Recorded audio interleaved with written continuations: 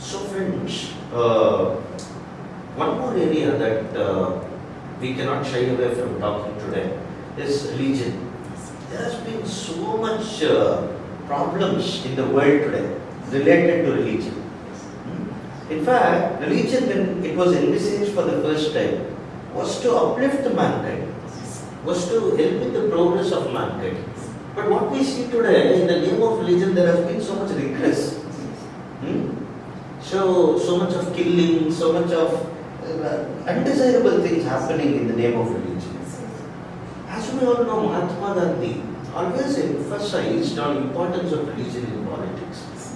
All right, friends, can I ask one of us, one of our winnishers here, to give your views on what religion was to Mahatma Gandhi? How did he, think about the marriage between religion and politics that he always spoke about? Can you give us a few answers that my dear friends? You go ahead. Srinivas, yes, Srinivas. So first, I would like to say a few points on how relevant Mahatma Gandhi's philosophy in present day, and what are his views on religions. What was his religious philosophy? To start with, today's topic is the relevance of Mahatma Gandhi in present times. Correct. So I would like to say that even 100 years before, this topic was hotly debated and was very relevant. Even 100 years before, when he entered into politics. And even today, with the younger generation, we are sitting here on this special occasion and we are discussing about this. And I am very sure, even after 100 years, the people will be sitting and discussing on his philosophy. And this is how we can say how relevant his ideas are. And one more best example, the factual example we can give is the recent Times Magazine survey says Mahatma Gandhi is the second most famous personality on this earth.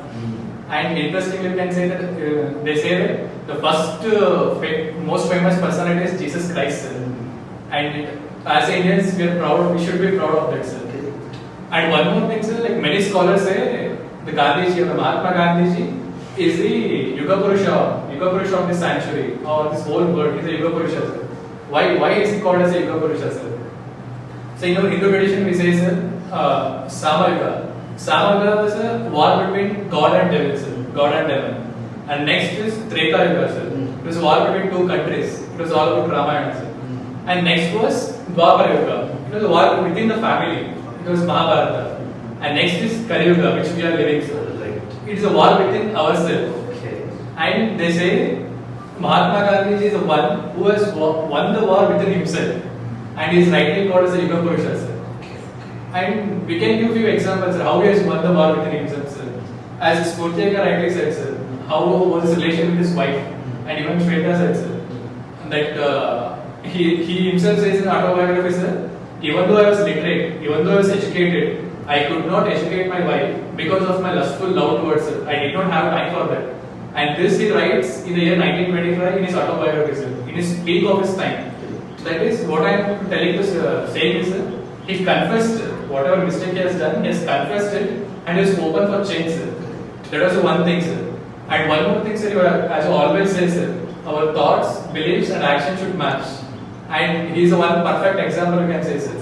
Whatever he thought and whatever his beliefs were and whatever action he did, it all matched, sir. And we can say he was the epitome of a principle-centered human being, sir. So this is why you can call him as a Yuga Purusha, sir. And now coming to the religious philosophy, sir. Religious philosophy of Mahatma Gandhi. As Vinay already rightly mentioned, sir. According to him, the religion was, and he himself he used to always say, sir, I am a religious man. I am not a politician or I am not a political man. I am a religious man. And for me, the ultimate aim of my life is to self-realization of God. That is how to see God face to face. That is my ultimate goal of my life. So how can I see that? So he says all the humankind, all the human beings are the creations of the God. So serving them, that service to humankind is like in a way I am attaining that realization, the God. So he always propounded on that, sir. We have to serve humankind to reach the God. So this was his main or basic or fundamental thing about his religion, sir. And one more thing, sir, in contemporary times, how we can relate to his ideas is, wherever you place, sir, for example, in European countries, in American countries, there is a slightly tilt towards the rightist mentality, sir, and even a conservative mindset. And when it comes to our own country, sir, India, in the name of religion, there are so many religious persecutions going on. There are so many atrocities on minorities. Sir. So when looking into it, what can we infer from on this special occasion? What can we infer from the religious philosophy of Mahatma Gandhi? Sir? He used to always say, sir, even though you are a Hindu, even though you are Islam or a Christian, everyone, whatever religion you might belong to, you should sit together. You should have an interfaith dialogue. So he's called as a prophet of interfaith dialogue.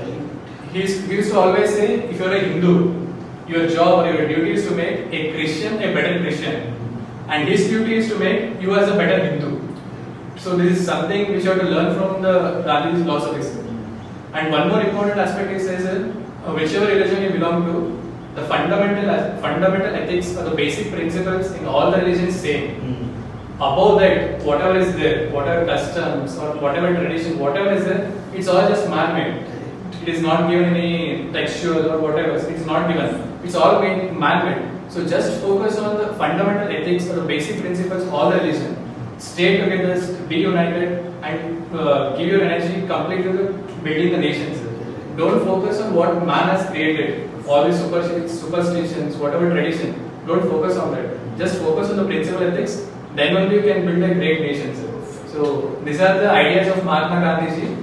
So if we inculcate these ideas in the present world, we can build a great nation, sir, and we can lead a very happy life. Fantastic. Very good, Srinivas. Anyone would like to add, my dear friends? Can I add one more point? Please, So he always emphasized on spiritualization and secularization of politics.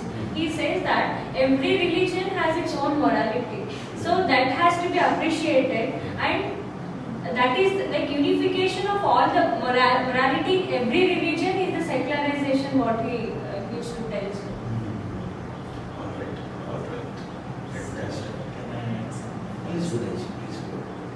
Gandhiji believed that all the religions are true because the essence that all religions carry has the morality and ethics as its center. And when we take any religion or all the religions, what is the fundamental thing they are trying to tell us is that character is always more important than personality. So character comes first. You should have a good character. Why you should have a good character is the religions give the answer as by having good character we can achieve true success and enduring happiness. What is true success means? It is the one which gives you achievement and also fulfillment. That is called true success. And when you have this fulfillment will give you enduring happiness. So how Gandhiji lived his life is through these principles, and that is why he says, I believe in religion, I am a religious man. It didn't mean that he was communal in tilt. It means that he believed in the ethics and morals that every religion preaches. He takes ahimsa from Jainism. Okay, so many principles from different religions he takes and he builds his own character. He goes on improving. He learns from his mistakes. That is what we should do to have a nation which can achieve true success and give its people the enduring happiness. So again I am stressing character is more important than personality. Okay. So this is my take on. Alright. Super. Fantastic. So can I add one point to what Yeah. Vinayana was actually focusing on happiness. I feel this 150th birth anniversary celebration of Mahatma Gandhi should be a great calling to the humankind out there, sir. He had his experiments with truth. Now it's time each of us should begin our own experiments with truth, sir. Very nice. The pursuit of truth and the non-violence, as Anna was pointed out, in your thoughts, in your words and your actions. That's what liberates the world. Super. Very nice. Fantastic. So, you have spoken on so many aspects, my dear friends. And I sincerely feel, my dear friends, this is, the views that we have held now. We did not create it for this discussion. This is something that we have incorporated for quite some time now as IAS Winnishers, and being ardent followers of Mahatma Gandhi in our day-to-day life. These are all the views that we have built over a period of time, my dear friends. And to come together, talk about it, share it with larger community was a phenomenal thing, my dear friends. I appreciate all your efforts for that, my dear friends. Thank you all so much. And let's remind ourselves of the fact that we all know by now very well, which is Mahatma Gandhi was never born.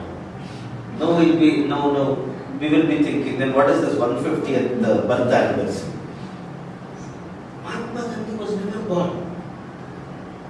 Nor did he die. People will be thinking, then what these people are discussing, what panel discussion and all that. Mahatma Gandhi, as all of you rightly said, my dear friends, is the personification of principles that we talk about in our, in our ideology as Winnishers, my dear friends. And principles are timeless. They don't have time. What was relevant in Samayuga, as Srinivasji rightly said, is relevant today also. They are timeless, they are universal. Whether you are in China, or you are in India, or you are in America, it is relevant, self-evident. Every human being gets to know what is good, what is bad, what is right, what is wrong. These universal, timeless, self-evident principles was personified by Mahatma Gandhi. So he lives in each one of us, and in a dormant form, unfortunately. Correct? Yes, sir. So whenever we align our life with these principles, we are bringing Mahatma to life. Yes or no, my dear friends? And each one of us are Mahatma in ourselves. Each one of us are Mahatma Gandhi in ourselves. When we align our life with this universal, timeless, self-evident principles. So, on this auspicious day, taking a pledge, taking an oath that we are going to live principle-centered lives, and we are also going to spread the importance of principle-centered life to as many people as possible. Because as Vinayana rightly said, principle-centered life would lead to enduring happiness and true success. Yes or no, my dear friends? Yes, sir. So let our mission be to spread this happiness, to spread this true success to one and all on this planet, my dear friends. Correct? Yes. As Winnishers, let's stand true to this, my dear friends. Yes, sir. Yes, sir. Thank you all so much, my dear friends. Thank you. Thank you all, friends, for watching this discussion, being there with us. Again, reinventing the Mahatma Gandhi in each one of us. Thank you all so much, my dear friends.